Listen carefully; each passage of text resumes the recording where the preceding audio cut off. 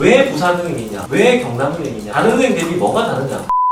가지고 기본적으로 술술 얘기할 수 있을 정도 되면은 이 은행에 대한 어떤 이해도가 높고 그다음에 이 은행을 알아보고자 노력을 했다라고 하는 것들을 보여줄 수 있는 거 아닐까요?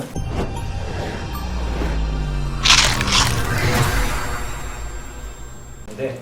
요약해서 말씀드리면은 일단 여기는 자산 규모 자체부터 적습니다. 그리고 신용 등급도 낮습니다. 그렇기 때문에 얘들이 만약에 채권을 발행한다거나 했었을 때 더 많은 이자를 줘야 되겠죠. 더 많은 이자를 줘야 된다는 거는 뭘 의미하냐면은 은행 입장에서 조달금리가 높아진다는 걸 의미하죠. 조달금리가 높아진다면은 고객들에게 예금 이자는 조금 덜 줄 수 있고 덜 줘야만 하고 그리고 대출 금리는 높아진다는 걸 의미하겠죠. 실제로 그래서 부산은행에서 주택담보대출 받는 사람들이 많이 없습니다. 그리고 전세자금 대출도 거의 다 안 받습니다.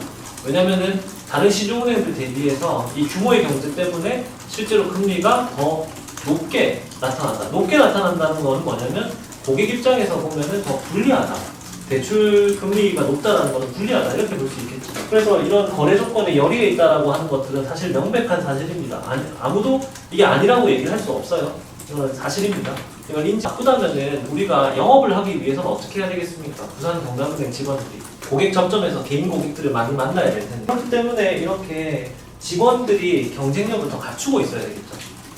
왜냐면 거래 조건이 더 나쁜데 이걸 영업을 해야 된다라고 하면 직원의 경쟁력이 높아야 된다는 것은 사실이잖아요. 사실 부산은행, 경남은행 직원들이 다른 은행 직원들에 비해 가지고 지역 내에서 고생하는 게 맞습니다. 왜냐면 수신 점유율만 하더라도 훨씬 더 높게 나타나고 있잖아요. 특히 경남은행은 더 높게 나타나고 부산은행도 전체에서 봤을 때 한 25% 정도 차지하고 있잖아요. 이 말은 뭐겠어요? 은행이 그렇게나 많은데 하나의 은행이 그렇게 많은 점유율을 차지하고 있다는 거는 기본적으로 내정 고객이 많을 수밖에 없다는 걸 말하겠고 그러면 영업점이 바쁘겠죠. 그래서 여기에 대한 보상으로 부산은행은 이 개인금융 7급, 부산은행, 경남은행은 7급 직원에 대해 가지고 좀 더 나은 처우를 해주고 있습니다. 실제로 다른 시중은행들 같은 경우는 이런 개인금융 직군으로 선발하게 되면은 이 진급을 하는데 좀 한계가 있고 급여 체계도 다르고 그렇습니다. 근데 부산은행, 경남은행 같은 경우는 실제로 이 7급으로 입행을 했다 하더라도 진급할 수 있는 것에 대한 어떤 상한선 같은 게 존재하지 않습니다.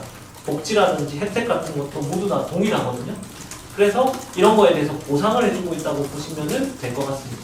이해되셨죠? 세상에는 공짜가 없잖아요. 고생을 하는 만큼 그 고생하는 것에 대한 보상을 준다. 이렇게 보시면 무리가 없을 것 같습니다. 자, 그 다음에 조건이 나쁘다 보니까 어떻게 해야 되겠어요? 거래 조건이 나쁘니까 이 지역 중심적으로 영업을 해서 로열티를 고객들에게 얻어야 되겠죠. 좀 더 친근감 있게, 좀 더 세심하게, 더 챙겨주면서 지역에 대한 로열티를 갖고 있기 때문에 얘들이 영업을 할 수 있다 이렇게 보겠죠.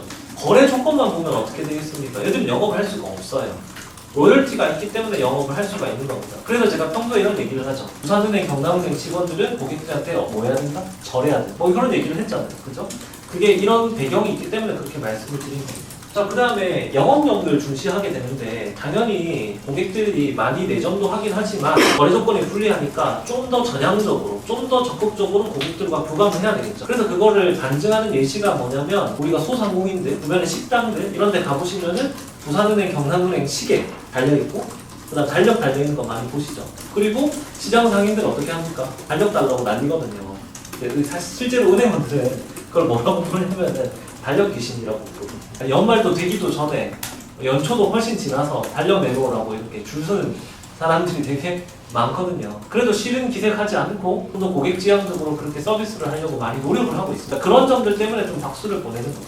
왜냐면은 실제로 그런 자본이나 어떤 영업을 통해 가지고 생성된 어떤 이익들이 사실 시중은행들 같은 경우는 대부분이 이제 이 지역 밖으로 유출되는 경향을 갖고 있잖아요. 그렇다고 뭐 부산 경남은행 BNK가 안 그런 건 아닙니다. 왜냐면 이것도 뭐 주주가 어떤 지역의 한계를 갖고 있는 건 아니기 때문에 하지만 그 이익을 얼마나 이 지역을 위해서 집중적으로 활용하는가 이런 것들도 BNK가 훨씬 더 강점을 갖고 있다 이렇게 보시면 될 것 같고요.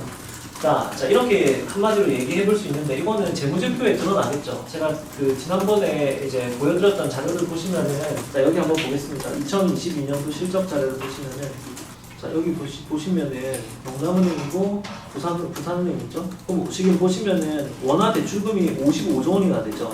그 다음에 중소기업, 기업 자금이 36조 원이나 되고 가계 자금이 17조 원이나 되죠. 그 중에서 중소기업, 소고 여기가 많죠. 그러니까 여기는 이제 소상공인까지 다 포괄하는 겁니다. 그럼 보세요. 거의 한 60% 이상이 어떻게 돼 있습니까? 이 중소기업들에게 대출이 소상공인하고 중소기업들. 자, 이렇다라고 하면은 이거 진짜 소상공인과 중소기업을 위한 은행이다라고 얘기할 수 있지 않나요? 어때요? 이게 다른 은행보다 더 높게 나타나죠. 경남은행이거든요. 경남은행 같은 경우도 원화대출금이 37조 원 중에 기업자금이 24조 원, 중소기업 소고 이렇게 돼 있죠. 이것도 역시 높게 나타나는 걸 보실 수가 있습니다. 왜 이렇게 되냐면 지방은행은 지방은행 설립법이 있고요. 이 설립법에 따라서 지역에 있는 중소기업과 소상공인을 지원하기 위한 목적으로 설립된 것입니다. 그리고 은행업 감독 규정에 따르면 신규 대출의 약 60% 이상을 중소기업에게 대출을 해주도록 그렇게 규정이 되어 있다고 보시면 될 것 같습니다. 이해하셨죠? 이게 특성이다. 금융이라고 하는 게 포용오제하는 것도 물론 있습니다만 이거는 지역에 대한 이해도를 높인다는 겁니다. 크게 두 가지로 말씀드리면 첫 번째는 소호인데 우리 동네에 보시면은 이 어떤 가게가 잘 되고 안 되는지 이런 것들을 은행원들이 다 알고 있어요, 몰라요? 다 알고 있죠. 은행은 특히 더 잘 압니다. 그렇게 되면은 이 그 사업장에다가 얼마만큼 지원해줄 수 있는지 아닌지 이런 것들을 재무적으로 따져볼 수도 있겠지만은 어떤 그 운영이 얼마나 잘 되는지 이런 걸 보고 안정성을 한번 검증해 볼 수 있지 않나요? 그러니까 이런 개념을 또 기업에다가 중소기업에다가 접목해 보면은 이 보통 공단이 이렇게 구성돼 있으면은 계속 접촉을 하면서 이 산업, 이 기업이 속한 산업이 이 기업이 얼마나 잘 운영되고 있는지 이런 것들을 파악하고 있습니다. 그러니까 이 말은 뭐겠어요? 리스크를 낮출 수 있다는 걸 의미하겠죠. 상대적으로. 이게 정말 위험한 건지, 정말 위험하지 않은 건지, 괜찮은 건지 이걸 구분할 수 있게 된다는 거죠. 이 말은 오히려 더 많은 영업 기회가 생긴다는 걸 의미합니다. 표면적으로 봤을 때는 리스크가 더 높게 나타나는 것처럼 보이기 때문에 위험 부담 때문에 여신을 제공하기가 힘들 수도 있겠지만 실제로 분석을 잘 해보면 이게 우리가 표면적으로 보이는 리스크 대비해서 실제 리스크는 더 작다고 느껴진다면 적극적으로 지원할 수 있게 될 것이고 또 은행 입장에서는 표면적 리스크가 더 크기 때문에 금리를 더 많이 받을 수 있겠죠. 하이 리스크 하이 리턴이라는 대원칙에 따라서 이런 것도 잘 활용하고 있다 보시면 될 것 같고 그런 점에서 보면은 여기서 맨 위에 보시면 수익성 지표를 보시면은 자산 건전성도 있지만은 지금 여기 보세요. 자, 이 은행의 순이자 마진이 어떻게 나타나고 있습니까? 지금 현격하게 어때요? 다른 시중은행들이 1%대였다라고 하는 거를 보실 수가 있었잖아요. 근데 부산 경남은행은 어떻습니까? 특히 부산은행 같은 경우는 순이자 마진이 2%가 훨씬 더 넘어가는 걸 볼 수가 있겠죠. 그러니까 이 말은 뭐겠어요? 장사를 잘한다. 수익성이 괜찮다. 탄탄한 고객 기반, 영업 툴을 보유하고 있다. 고객 로열티가 높다. 이렇게 볼 수도 있겠죠. 또 반면에 이거하고 같이 봐야 될 수치가 뭐겠어요? 같이 봐야 될 수치. 자, 요런 거겠죠. 연체율이라든지 이런 것들. 5점 이하 여신 비율 이런 것도 밑에 나오죠? 높아지고 있는 추세죠. 근데 이거를 갖다가 어떻게 다른 은행들하고 한번 좀 비교를 한번 해봐야 되겠죠. 근데 이게 뭐 엄청 높은 수치는 아닌 걸로 나타나고 있습니다. 근데 이 말은 뭘 의미한다? 얘들이 같은 리스크 대비해서 수익을 더 높게 내고 있기 때문에 이거는 영업을 잘하고 있다. 이렇게 볼 수가 있겠죠. 물론 한계점도 있습니다. 이 지역이라는 한계점을 보유하고 있죠. 사실 우리가 서울에서 부산은행, 경남은행 점포를 거의 볼 수가 없죠. 다른 지역도 마찬가지고. 아직 지역에 갇힌 한계라는 점이 좀 약점이긴 하지만 오히려 이런 반대로 강점도 갖고 있다. 이렇게 보실 수가 있습니다. 아시겠죠?